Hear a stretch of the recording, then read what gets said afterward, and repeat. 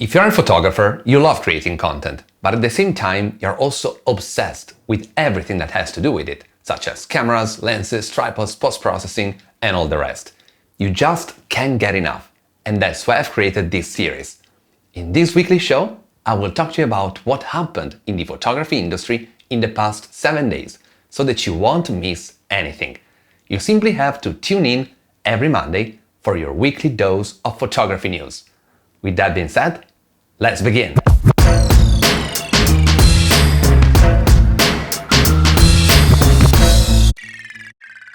Hey fellow photographer, it's Alessandro Carpentiero, travel photographer from Italy, and I want to welcome you to the very first episode of the Photography News Show. This is a weekly series, so please consider subscribing not to miss any episode.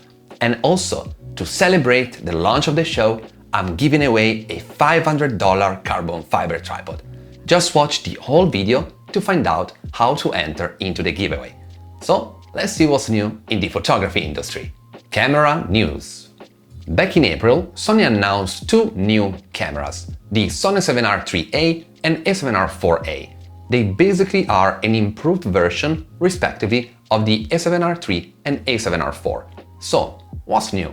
The LCD screen now has 60% more pixels than the previous version, and it appears to have improved in terms of colors too. Also, the Sony logo that we're used to seeing at the bottom of the back screen is now gone, which I believe makes the design sleeker. Connectivity has been improved, as they both support USB 3.2 Gen 1, which can reach up to 5 gigabits per second. Nothing revolutionary, but I appreciate these marginal gains, because at the end of the day, they are what create real change in the long run. If you're interested in getting one, pre-orders open on May 17th and shipping starts on June 4th. Prices will be $1,800 for the A7R IIIA and $3,500 for the A7R IVA. Lens news.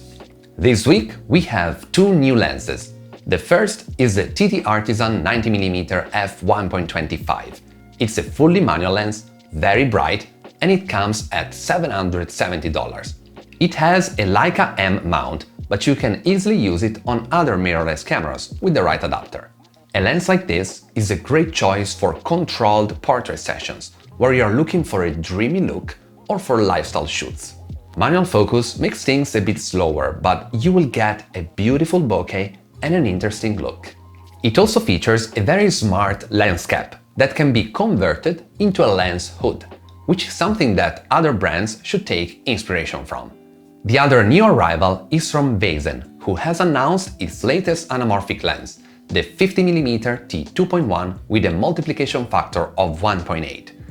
Being an anamorphic lens, it's mainly designed for filmmakers, but it can be interesting for photographers too. And you can pre-order it at B&H for $8,000. Yeah, it's a lot of money, but it's a good price for that multiplication factor.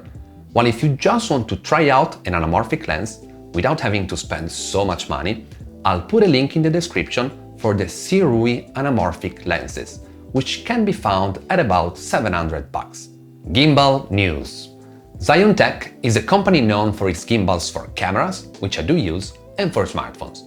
This week they have launched the Smooth Q3, which is their latest smartphone gimbal with a 4300 Kelvin integrated fill light. It also works with their app to do all sorts of tracking, smart follow, dolly zoom, and all that.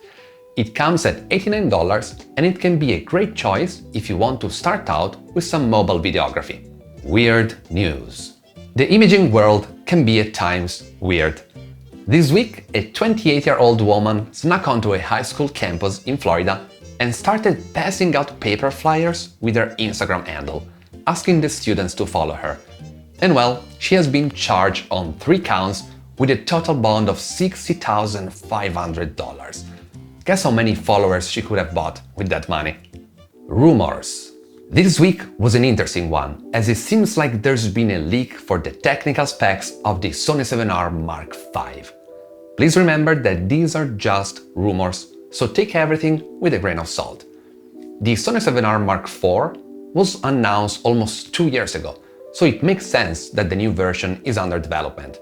The latest rumors come from Photo Rumors, where they suggest that the Sony 7R5 will feature a 61 megapixel sensor, real-time tracking eye focus for birds and animals, people included, 10 FPS continuous shooting, a 5.5 stop image stabilization, and 759 points face detect autofocus. Surprisingly, it looks like it's gonna be a beast for videos too. In fact, it suggested that it'll shoot up to 8K at 24p in full frame oversampling, and price-wise, it should launch at $3,500 which is the same price the A7R4 had at its launch. And talking about 8K, a supposedly trusted source reported to Drone DJ that the Mavic 3 Pro will be the first consumer drone capable of shooting 8K video. I don't know if that's true, but it would be kinda awesome.